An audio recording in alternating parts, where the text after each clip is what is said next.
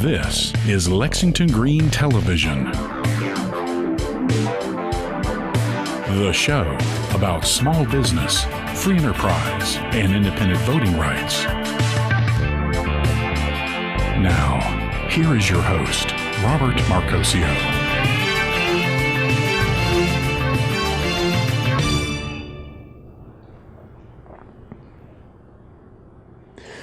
Good evening. I'm Robert Marcoccio. Tonight we have a guest who's going to be calling in from Nashville, Tennessee. He's an independent producer and director. He's also a publisher of an online magazine. And we're going to talk tonight about the issue of internet businesses.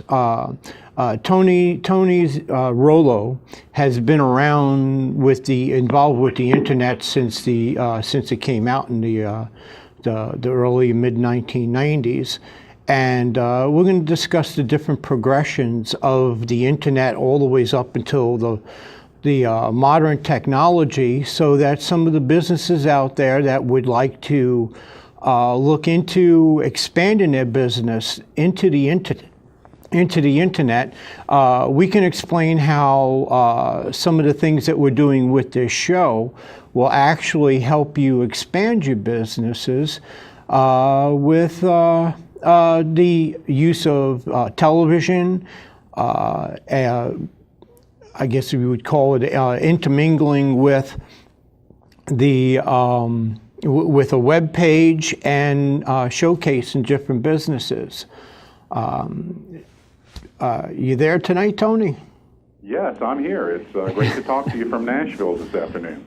Yeah, sounds pretty good. You're using a new piece of equipment that you picked up. Well, I wouldn't say new. New to you, Frankenstein. Yeah. Well, I tend to Frankenstein things together. So I have this state-of-the-art phone interface that was state-of-the-art up until like 1995. But I've adapted it to talk to digital. So you know, I'm just a geek in a cave, dude. I mean, that's what I'm doing. And I got to say, congratulations on your new show. You look great on television. I'm actually really surprised.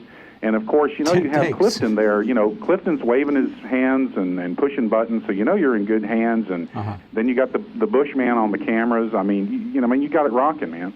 Yeah.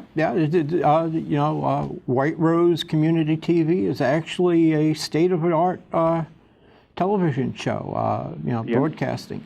Actually, I got to talk to the Bushman a little bit.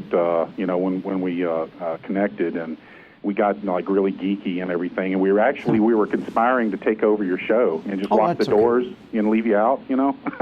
Well, that's okay. I'm just a talking head anyway. I don't count. You guys got all the brains and everything. I just kind of got some really good ideas and stuff that I'm putting into effect, basically. Yeah. Well. See, you're a visionary.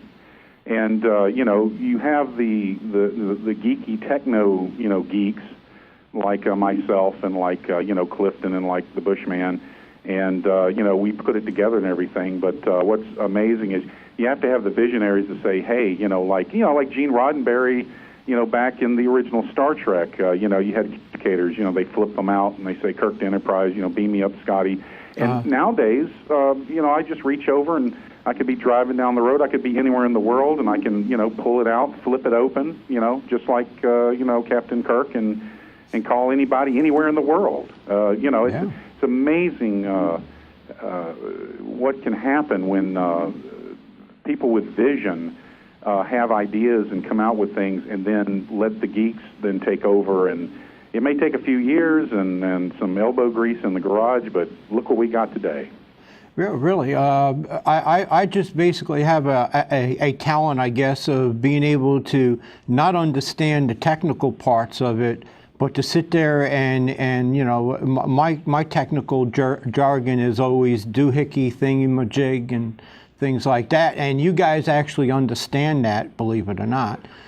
Well, the geeks have their own language too, and it's I guess it's to just confuse common man. I don't know, but we have very similar words, but actually become part of technical jargon. It's just like you've heard of a byte. A byte is 8 bits, B-Y-T-E. They call it a byte. Of course, back in the day when processors were smaller, you had 4 bits, which they called a nibble, and 2 bits was called a lick. I'm not making that up. I'm totally not making that up. Yeah. Now, so what do you want to talk about? Everything. It's a beautiful day here in Nashville. I don't know what it's like up there in Pennsylvania. I wish I was in Alaska right now. It's probably a few degrees warmer. Well, in Nashville, we only have 2 seasons. There's only 2 seasons. One is rain. The other one is construction. Now, that's it. Rain and construction, huh? But okay, well let's start off with where the internet began, and talk about how the technology has advanced to the point to where I owned a retail business some years ago, and I had thousands of cars passing by my retail business, and it was now my job to get those people to stop into my business. And this back in 2000. I actually bought my first computer back in 2000. That's how far behind I was. Technology scared me. I was now trying to figure out how to make money off of the internet by using my storefront business, but the technology just wasn't there, but now it is. Well, the technology is there, and technology has to be brought, down to the ground. It has, like you're talking about the street, it has to be brought down to street level. And, there's a lot of geeks running around, and, we'll get into the history of things, but one of the things I've heard for the last 15 years is business owners. They're like, I run a business. I mean, I've worked all my life. I'm good at that. I don't want to, stop everything and spend years and become, an internet guru, because I'm a business owner. And what happens is, there was actually a really interesting article in Entrepreneur Magazine a couple of issues ago, but it was talking about that, being penny wise and dollar dumb when it comes to technology. And a lot of guys, what they do is, they have a buddy that built a website, and he's got a little business, and so he makes him a deal, and he builds it, and everything. Or they'll have a niece, that's in college, studying communications and messes around and builds websites and things. And so they, get them to build that. Well, a month later, the guy's, he's scrambling around because his niece at a drunk party Twittered, out something that went to all of his customers, and now all his customers are angry at this terrible thing that was, tweeted, emailed out.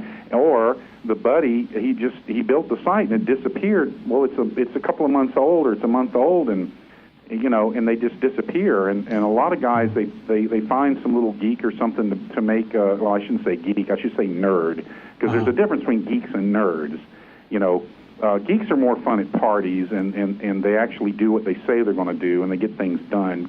Nerds are just nerdy. Anyway, but they find some nerd, okay, and he puts their website together, and they pay him hundreds of bucks or whatever they pay him, and they think they got a great deal, and the guy disappears. And like, you got a restaurant, and, you're going to run a Valentine's special, okay, dinner or something like that. You got to track the guy down and try to, and okay, I'll pay you this. Oh, can you do it? Whatever. And then you're sweating and everything. So that's been the history of that. And I have some exciting things that are going on, with us, bringing all this technology and the best of the web and everything, bringing it down to street level and making it actually function, where business owners that have just a little bit of technical knowledge, in other words, they can send an email, and they can control a sophisticated, state-of-the-art web system. Right. Where they don't have to try to track people down or anything. But anyway, can we talk about that more later? Yeah, sure. Okay, great. Okay, well, cut me off, because if you need to, because I get, going and geeky and everything. And, yeah. Well, yeah, I know. Actually, I was kind of hoping that Steve would probably show that clip that I made over at the Morningstar Flea Market of one of the vendors, just to give people the idea of what this program is trying to do, so that if they have a business, they would want to become involved with it. Yeah, see, now that's an interesting thing, because, you got a little camera. I mean, it does really well. It's amazing.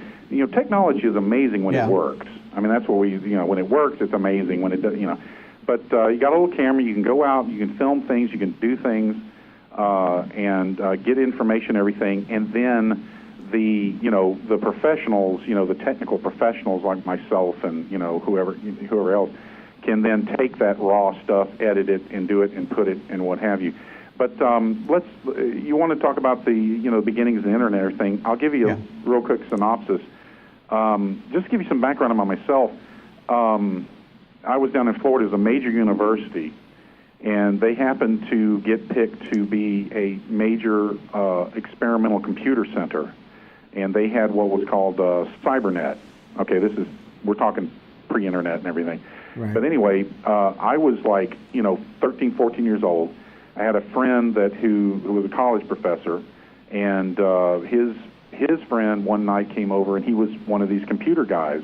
And so he showed me where their computers are. So I used to sneak in. So for about 2 years, from the time I was like 13, 14, 15 years old, I'm sneaking in, and I'm logging in, and I'm using the computers, and I'm doing things and what have you. And to make a long story short, I was doing things, and I got caught. I wasn't doing anything malicious. I was just curious. Yeah. And I got caught, And so what they did is they gave me a job, and they said, hey, why don't you go to these classes and everything? So there's all these university students, and I'm sitting in the back, 14 years old, 15 years old or whatever. So, and that was amazing. But then there came a time where they're like, okay, we need to make this available to the general public, basically. And so this big network was set up, which originally was set up so computers could communicate basically in case of nuclear war. And it was a big web, like a spider web. So if one node or one cross-section was broken, then it could go around and communicate and get around and everything, that way. So that was opened up in the early 90s, mid-90s.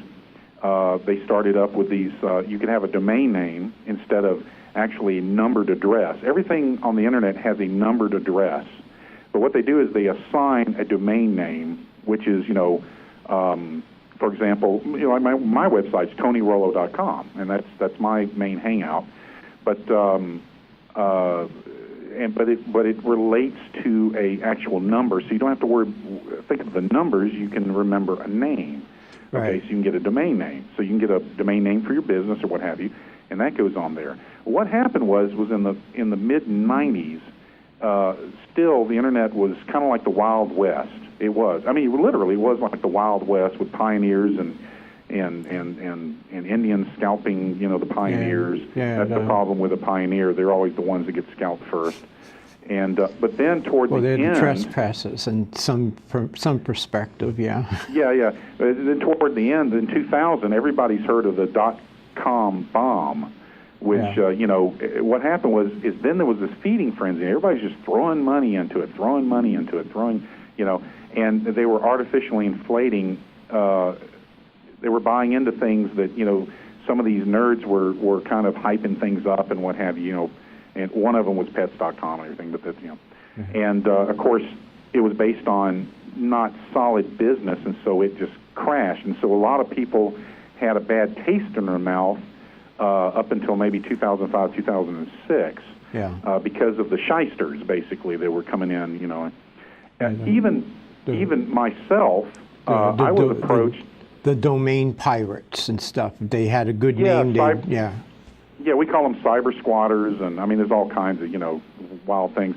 Yeah. But even myself, in the late 90s with TSE.net, I was approached by a group, and they said, hey, we want you to do this for us, and whatever. And it was basically, it was pornography people, and they wanted me to develop it. And I'm like, dude, I don't want to get that smell on my hands, you know. Yeah. Oh, your name won't be on it. Your name won't be on it. You know, we'll just pay you, and you know, a shell business. And I'm like, dude, I'll know, you'll know, God will know, and I just won't be able to sleep at night, which is my main goal in life, is to sleep peacefully at night. Yeah.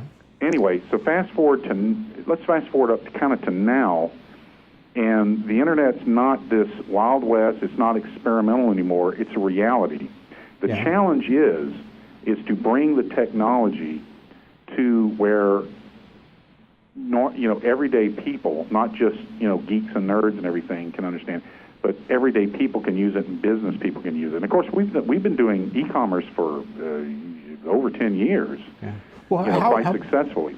How about the government? I mean, the government's been kind of getting into, you know, trying to make things complicated, trying to break down the bandwidths and things like that. What exactly, you know, problems that you might have crossed being on the high end of the technology? That's a really, really good question. Because see, in the beginning, the internet basically shows how the good side of the government and the bad side of the government. You heard it, well, back in the 90s, you know, you had Al Gore, you know, squeaky, you know, wooden guy, and remember that guy? Anyway. But yeah, we remember set up, him. We like to get rid of him sometimes. Trying to forget him, right? But anyway, he what they did is they set up, he wasn't that involved, but anyway, but they set up between the National Science Foundation and the executive, what they did is they set up and they said, we put out bids and we need a domain registrar where you can register your names and, you know, what have you, make the internet happen. And so they had, it was Network Solutions that did it. Okay, it was like $400 a year to get a domain name. Yeah, and then, of course, reduced down. Now that got things started. And the reason why back then they called it the information superhighway is because you could really think about it like the interstate highway. Yeah. Okay.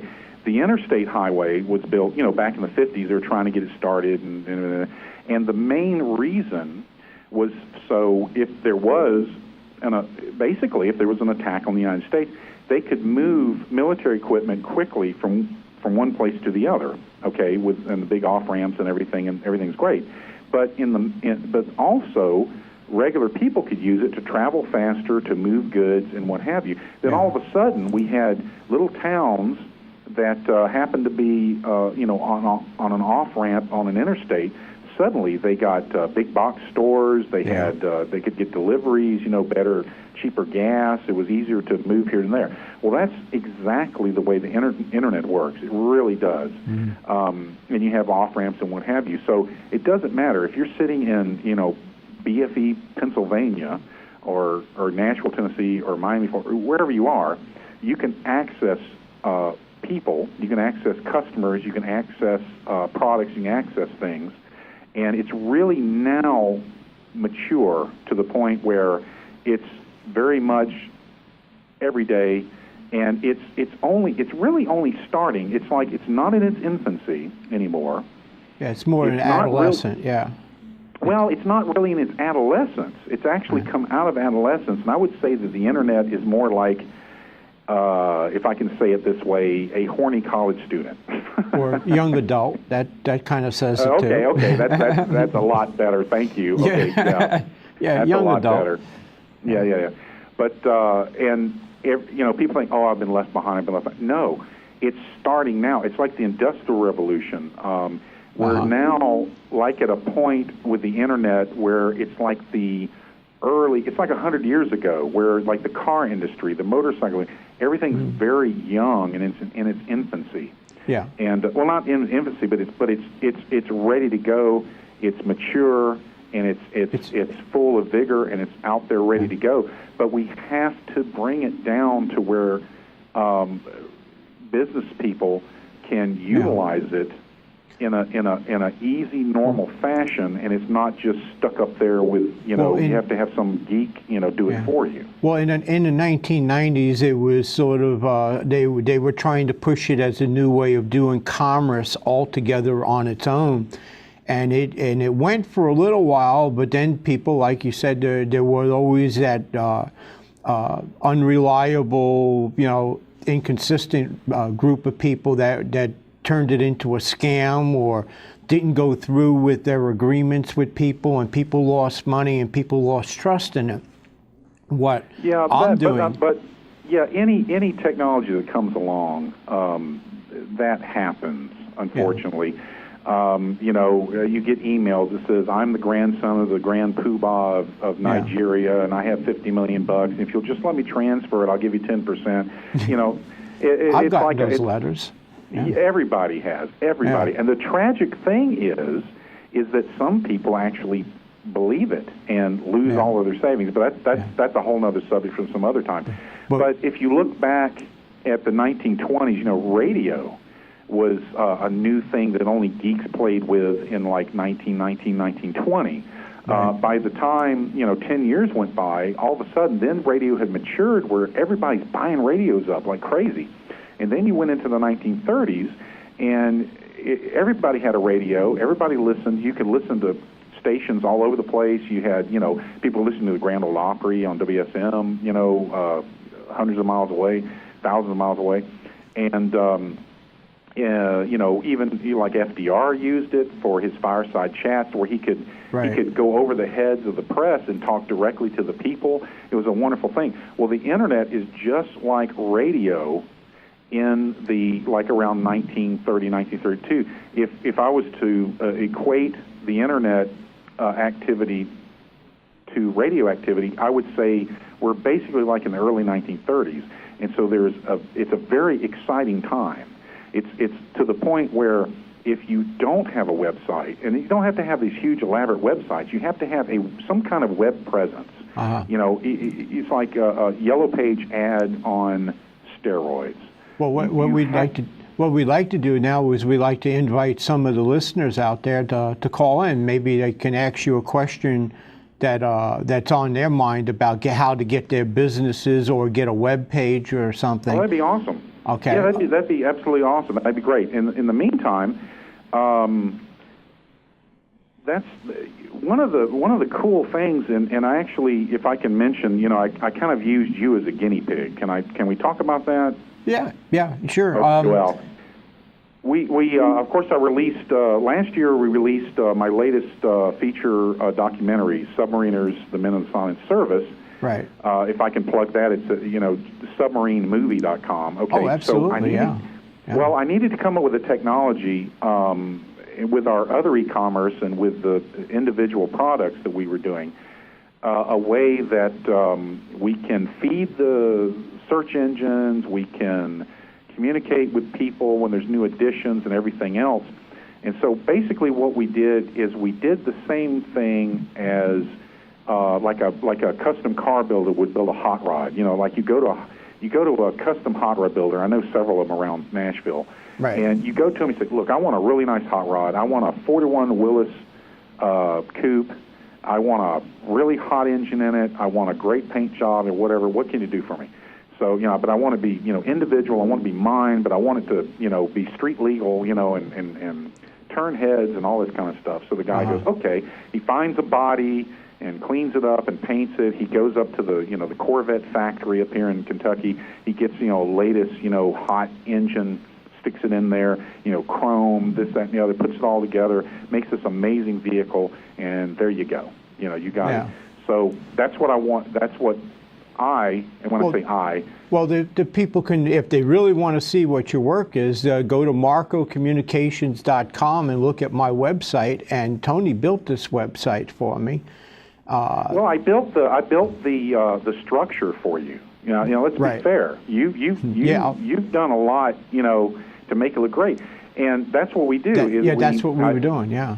Yeah. So what I did is I called you up one day, and we met 3 years ago on a radio show. On a radio show, yeah. Yeah, that's right. I mean, we were like co-guests. They had us both on or something, and I'm listening to you, going, man, this guy's really just intellectual and technical with with business and politics and everything. Is really something. So we talked later, one-on-one, and we've been friends ever since. And and since then we what we do, we talk at least a couple of times a month at least. Oh man, we put in 2,500 minutes last month. My My Because of your, yeah. that's like two old ladies at the back fence, the back 40. But that was mainly because your website and everything. Right. But what it is, you were I called you explaining and I all thought, the details to me and, Yeah. and walking me through it, which is what you would do to anybody.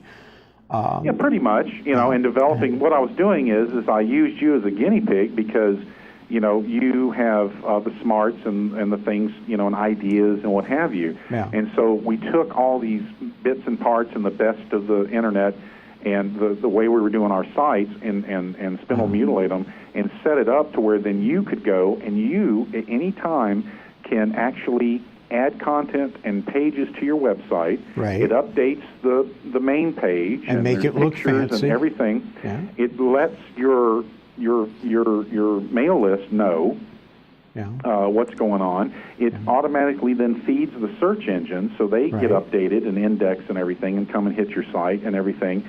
And it works together like a symphony orchestra.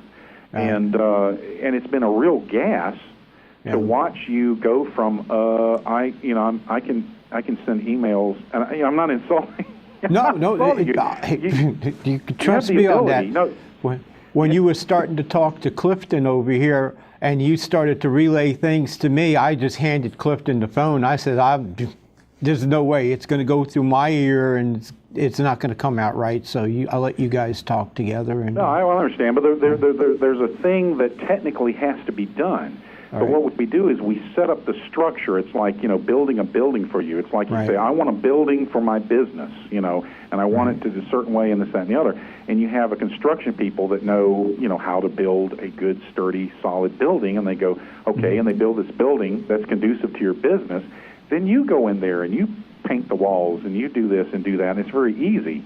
And it's not, but there's big places out there that say that, in fact, one of them is like, we'll build you a website for free. And if you like it for 30 days, you can pay us a low monthly fee. Well, that low monthly fee is like $100 or like $95 a month, which is highway robbery. Fact, And you've got these other people, and they got WYSIWYG. You can drag, you can drop things and pictures, but you look like, you still look like everybody else.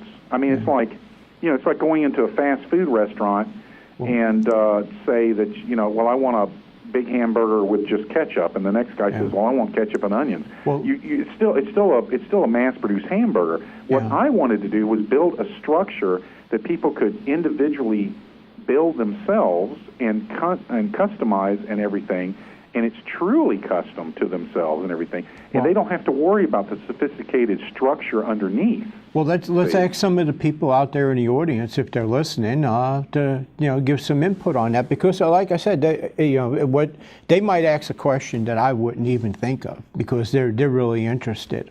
The number to call is 717-846-5067. If you listen and you want to ask Tony or me a question, feel free to call. In the meantime, I'm going to ask Steve if he can show that clip of that vendor that we took over at Morningstar Flea Market, and just show you. This is the low end of what we're trying to do with free entrepreneurships, and we have different categories with storefront, manufacturing, assembly plants and stuff, where we'll showcase individual businesses and stuff. And this is basically, you have Tony that's doing the technology that's on his own, and me that's trying to do for the small businesses in the state of Pennsylvania, mostly here in York, Adams County, Lancaster County, where the show can be seen live. It can also be seen on the computer by wrct.tv.com nationwide, and in fact, not only just around the state of Pennsylvania. This is your raw footage, right? I mean, this is the raw footage you shot at. You went to the flea market and you shot this raw footage. Yeah, this was a test, actually. Yeah, right. Okay. Well, can I mention that people need to look at the distraction that you had in the middle of the film? Yeah, but it was a little bit of humor. It was all right. I wonder if people will catch that, because I'm watching. I'm like, hey, this is pretty good. This is really great. This is really great. And then this awesome, I would say she was a 9. walks by, and of course Robert and his camera go, and just follows the. Anyway, I'm sorry. There's no telling what you can find at a flea market. That's the point. Well, this is raw footage. See, what we would do, we would edit these things out, but it's great. So people watch this and see if you see the part that you would be surprised. You would be surprised how much a little bit of humor could actually sell a product or even an idea. Sometimes you just gotta kind of give it a kind of a loose kind of a viewpoint. But we went out today, me and my helper Sue Ann, and we went out to I think it was Chamberlain, and we went to a couple of antique places out there, and we're promoting our idea, and we have to go back and talk to these people and see exactly what they want to do. So we'll have one section would be flea markets, another would be antique stores, and basically what we're focusing on is being able to open up the small little businesses that people don't have the gas because of the price of gas, to be able to go like they used to do from one flea market to a craft show, to a yard sale, to a antique shop, and spend $50, $60 a day for gas and find things that they've been looking for years. These businesses, the flea markets, the craft shows, the antique places have all lost the most important part of their business, which is spontaneous purchases. Correct. And that's due to the fact that gasoline has now gone to $3.69 here in Pennsylvania. What's it like there in Tennessee? Well, what was interesting is it got very low for a while, but we went out to ship some product yesterday. It's $3.50, and we usually run about 15 cents cheaper than the national average. Yeah. But that's not saying much, is it? I mean, of course, anyway, I was about to wax political. Let me stop myself right now. But anyway, if they're showing the little clip and everything, your raw clip or what have you, see, let me say this. This is what I've always told business people in the past. They're like, you're doing e-commerce. You're doing this is really amazing. This is great. What can I do? Well, it doesn't matter if you're out in the middle of nowhere or the middle of somewhere. It doesn't matter what town you're in, even a little bitty town in the middle of Pennsylvania, Arkansas, Tennessee, Florida, anywhere. Yeah. Look around, because somebody near you is making something. Right. It might be local honey, or it might be pens, or it could be anything. It could crafts, whatever. Yeah. And if it's selling in your local area, obviously people on a national level want that. Right. So there you have your producer right there. You have their stock. That's like, let them be your warehouse, and you have your website. Uh-huh. And you can use other websites, maybe auction sites or something, but you always have to have your own turf. I've got to emphasize that. You can't depend on the latest flavor of the month. It used to be MySpace. Ooh, MySpace. Everybody's embarrassed by MySpace now. They make jokes on it on Comedy Central. That it's like a bad neighborhood now. It is. But anyway, and it's Facebook. Well, Facebook is on the downslide and everything. So you've got to have your own domain. You've got to have your own space. Okay, your own place, your own domain. And jump from that, and then you can use whatever the latest flavor of the month, the website to promote yourself or whatever. But you can look around in your own backyard and find great products, great services, great things that you can get right there that people are going to want all over the country. Well, and here it'll we amaze you the kind of sales you can make. We have a lot of agriculture in our area, and one of the other markets that we were talking to were people who had a greenhouse or a farm that they depend upon people driving to them to see what they got. And people don't know where they are. This will give them a little bit of a video, and we would show it, and if they had a website set up, you can purchase stuff directly from them. Yeah, and it's absolutely, and you're right.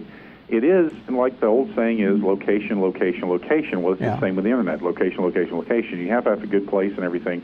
Okay. But it doesn't take that much money, and that was one of our challenges. And when I was really turned on by your idea, and I said, okay, if I can implement your ideas into this system that we're building, and it works, then I know that it would work for absolutely anybody, and that's meant to be a compliment. We have that video ready, so why don't we just go ahead and let them see it? It's only like about 5 minutes. So okay, are we going to talk over it or what? Yeah, I guess we could talk over it. We'll let them start up, and then we'll see what happens. We'll explain what's happening while it's going on and everything, and I'm curious that people would see. This is the introduction. This is the person. Hi, I'm Evan Alessi. I'm over here at the tool crib. This is taken on a very small handheld camera that you would laugh at from the size of it. Yes, but you did pretty good technique for being handheld. It wasn't shaky. You weren't whipping around and everything. It was good raw footage for what it is, and it's really good for the internet. We got a lot of blankets. And how much did you spend for that camera? I spent actually $75 at Sears. It was a pretty good deal. It was on sale, but I mean, it was a great camera, and the person who sold it to me knew what he was talking about. That's one of our number one sellers. It actually has a panorama in it where you can pan from one side of the room to the other. We've had some people actually tell us certain things, techniques that we could use to get a steady level on it, and we'll try that out as soon as we get some more people who are interested in doing something like this guy here, Alex, is doing. And of course, this is raw footage, but you're able to go out, get raw footage, and then it can be edited, and then put on the internet where people can see, what people are selling, or people themselves can film. Put that on their site and everything, and can see it. And one of the beautiful things is YouTube. You can edit stuff, upload it there, and then you can embed that video into your website. And then you're using the what's called bandwidth, or the stuff is actually coming down from YouTube, and it's not taking away from the resources of your website. That's another thing that we do, embed stuff like that.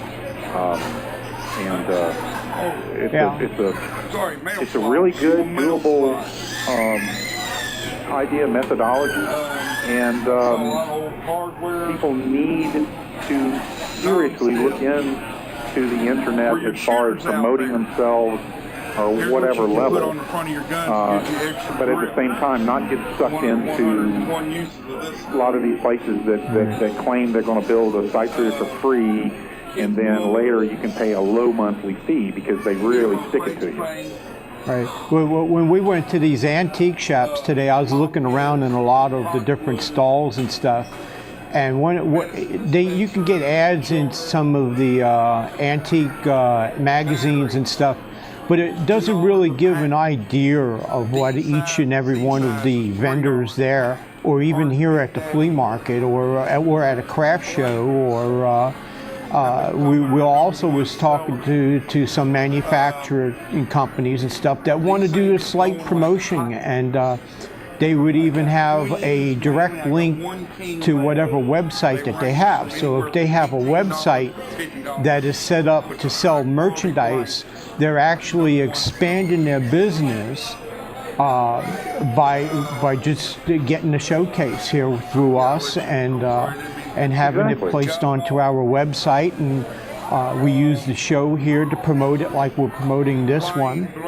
We would have a vendor of the month or a vendor of the week, and promote the different vendors in the area, because that's what's lacking with the small businesses, is that in order to be able to get recognized, you've got to have your name play out there.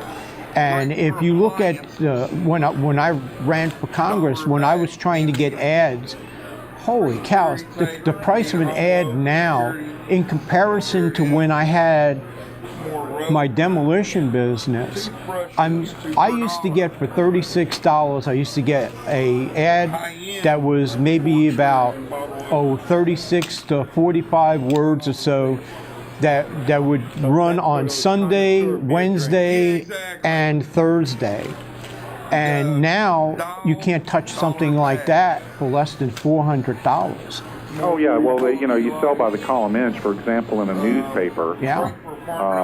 You pay the column inch, and you get a couple of column inches, you're spending hundreds of dollars, but then, you're not, I happen to know a lot about advertising and everything because I'm a publisher. I've published magazines way back in like the 80s and whatever. And, here's your favorite part of the clip coming up. Oh, okay. And see, my favorite part, it's your favorite part. You were like distracted, but that's what, I'm sure the Bushman understands, the guy running your cameras, he understands that because, you're filming stuff and you get distracted. I'm old, I'm not dead. That comes out in editing. But anyway, a couple of column inches in a newspaper, and it's hundreds and hundreds of dollars. And the thing about it, it gets thrown away after a day or two. Yeah. It's gone. And you don't know. I mean, they might have a large distribution, but it's just happenstance that somebody happens to see that little couple of column inches or whatever. Can you imagine what kind of a web presence you can get for that ad that's thrown away after a day?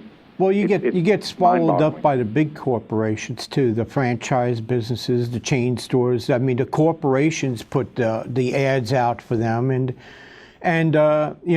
everybody, and they got name recognition. I mean, you look at a name, you know where the address is, so they don't even put the address down.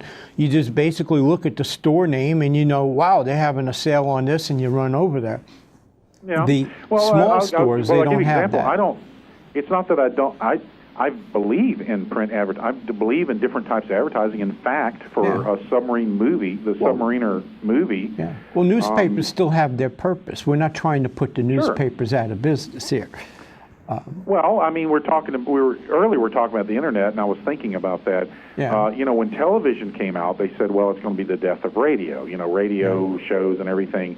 No, it just repositioned itself in the market. It's just as important now. It's just another type of media. It's like print media. Yeah. There may be some thinning of the herd, but what happens is there's better quality. There's better quality in that media. You've published your own online magazine, which, in my opinion, is probably the cutting edge and probably the future of magazines with the articles that you put in there. I mean, it's not a political thing, and it's not. It's more of an American trivia, and it's very interesting to read. Yeah, you're mentioning American Liberty Magazine. It's AmericanLibertyMagazine.com. We're actually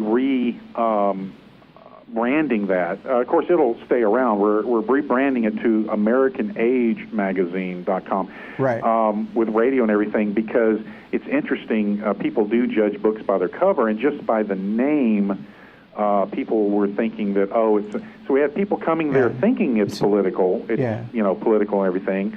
And then they were disappointed. And then people didn't want to come there because they thought it was political. But American Age is more of what we're after, which is more of a promoting Americana and history. It's a fun magazine. Self-sufficient. People, once they get into it, they're like, this is really amazing. But see, again, like we're talking about pioneers, it was very pioneering. I'm always a little ahead of myself. Yeah. It's now, it was developed before tablets and things and what have you.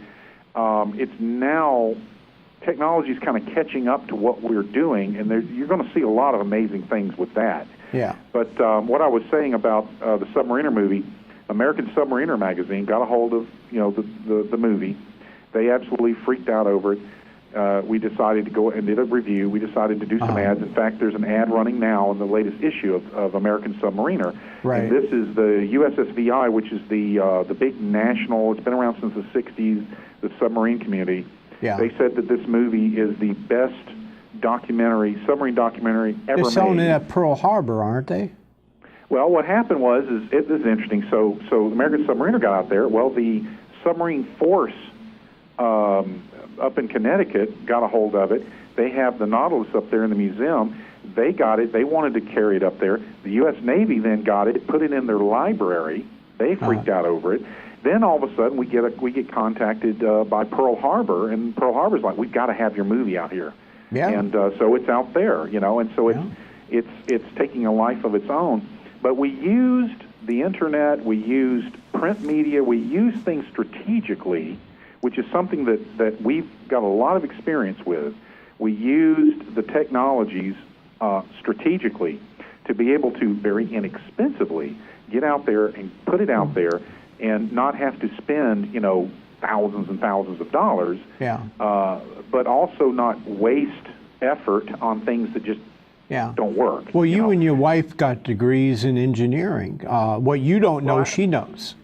Well, actually, my wife is a computer scientist. Yes, I'm a degreed engineer. She's a degreed computer scientist, and she was a high-level manager with a big international communications company, and we met because of work, and then I had sworn women off, and she was going to just never get married. You know how that goes. Now we're married and have a beautiful thing and have a wonderful daughter that's an up-and-coming cartoonist, actually. But so we make a really good team. We do like the work. We'd have to have like 12 people running around doing what we do. But yeah, we write code. I like to say that she's the bean counter, I'm the wing nut. There you go. Basically. Teamwork.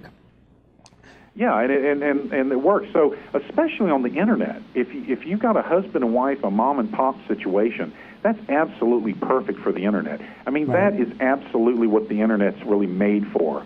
I mean, you actually can you can rule. I mean, your business will absolutely explode, if you utilize this technology correctly, and you have to get plugged in with someone that understands more than just, I'm a geek and I live in a cave and I can make this cute little website. Yeah. You have to have something that has substance and works, and that you can understand it and make it work also. Yeah. Yeah. Well, when I told people that I was doing a show, they were kind of skeptical about it because they hadn't really seen it. In their mind, they were picturing a couple of guys sitting around in the back room in their underwear, making homemade videos and stuff. Well, Robert, I'm not going to tell you what I'm wearing right now, then. Well, as long as you got something, But yeah, we don't want to go into that. I'm joking. I'm joking. I've brushed my teeth and I'm dressed, so everything's fine. Okay. I was just joking. A little levity, like you said, a little humor goes a long way. Yeah. Well, we broke land speed records trying to get here and still got here a couple minutes late. So we have to start giving ourselves a little bit more time to get through the traffic. Yeah, well, it's like Peter O'Toole said in the movie My Favorite Year, dying is easy, comedy is hard. Yeah. So there you go. We were going to talk about something. There was something that we were discussing on the phone, and it was a blog that I did and everything, where, of course I study history. I'm a member of several distinguished national and state historical societies and associations. Right. And, I dig through things to find information about documentaries, whatever. Like I've got a new one coming out, about Hot Rod America, Men of Steel. It's about early drag racing. How about when they tried to legislate a circle into a square? Yeah, well, that's what I was going to mention, because I brought that up to you because I was confused. I'm like, why would these people do this? But back in that was the beginning of the progressive movement. But that's we understand. But let me give some background and everything, because I believe government is a good thing. Okay. Well, I believe that government is a good thing. It's certain people get into the government system and have ulterior motives, and that's what messes things up. Yeah. But anyway, a good example of it, I was doing some study, I was working on some stuff, and I found this really interesting situation back in 1797, I believe it was. Now, I'm kind of winging it on the top of my head, but the Indiana legislature, they introduced a bill and they passed it, and it was a law that designated pi, meaning pi is 3.14159 on and on ad infinitum, right? Right. Okay, it's a measurement of a circle. It's any math geeks out there will know. I mean, if you're dealing with any kind of circle, navigation, anything, you're going to deal with pi. It's a circle. It's a function of a circle. Well, anyway, they passed a law that said, okay, now pi is going to equal 3.2, not 3.14159, blah, blah, blah, blah, blah. Let's make it simple. It's 3.2. Okay, essentially, or what the law read is the ratio of the diameter and circumference pi is as 5/4 to 4. Okay, they thought they were all smart and everything. But what they did is they were basically passing a law that said that a circle is now a square. It would just be like the government, lawmakers passing a law and says, everybody complains that there's only 24 hours in the day and a day is just too short, so let's make a day longer. Let's pass a law that a day is now 30 hours. Okay, so we pass this law, and they expect the Earth to slow down and rotate now in 30 hours rather than 24 hours. Yeah. It's the same thing. It's just as ridiculous. Well, they did this. They thought, oh, this is great. This is great. Well, there happened to be this math professor from Purdue University. Right. He happened to be in town. He was trying to get funds for their department or whatever. Somebody gave him a copy of the bill. He freaked out. It's like, how can you change a circle into a square? So he went there and he challenged them. His name was Clarence A. Waldo, right. And he became extremely famous after this because he was the champion of truth compared to these lawmakers that thought they were doing good. They thought they were making things easier, but they were actually destroying principles of mathematics and everything. In other words, if you tried to navigate, if you tried to cut anything, if you tried to do anything, you were basically, the law said you have to do everything wrong now. You can't do everything right. Right. Okay. So he challenged them, and so instead of them striking down that law, they indefinitely postponed it. So it's still on the books. It's still there. But they indefinitely postponed it because if they would have struck it down, it would have said, oh, we were idiots. We shouldn't have done this. They're just waiting for the right group of idiots to get into Congress again to attempt to push it through. That's all. I believe there's a lot of people and that want to do good, but you have to weigh. You have to have statesmen. It doesn't matter if it's dog catchers or state-level people, city-level people, national, Congress, whatever, all the way up to the White House. You've got to have people that want to do good, but they weigh everything and they actually consult people that know better. I mean, man, we didn't. For example, it'd be like passing a law that says 186,000 miles an hour is too fast. Yeah. We want it to be slower. Well, you can't do that. We didn't say this was the speed of light. We're down to our last couple minutes here, Tony. So what I wanted to do was I wanted to give a little bit of plug to my own book that I just released. It's called The First Constitutions of the Original 13 States. And these are the documents that ended state church, not the United States Bill of Rights. So when the arguments about the principles of state church versus the institution of state church as being defined by the courts using the Bill of Rights of the United States, in these documents you find the standards that set the how each of the groups, the government, the church, and the individual must abide by in order to maintain the separation of church and state, which are the government must remain absolutely neutral, take no part in either for or against religion. The individual can't use their religion to use it to persecute other individuals or try to overthrow the state, because the state has a constitutional obligation to protect the citizens from foreign invasion or... Right, but Robert, you need to tell people to go to marcocommunications.com because all your books are available at Barnes & Noble. Well, there's also... also... go to your website and connect right there and go straight into Barnes & Noble because you've got a lot of really cool books. Right. And also, if anybody wants to contact me, it's just TonyRollo.com. It's my name.com, you know.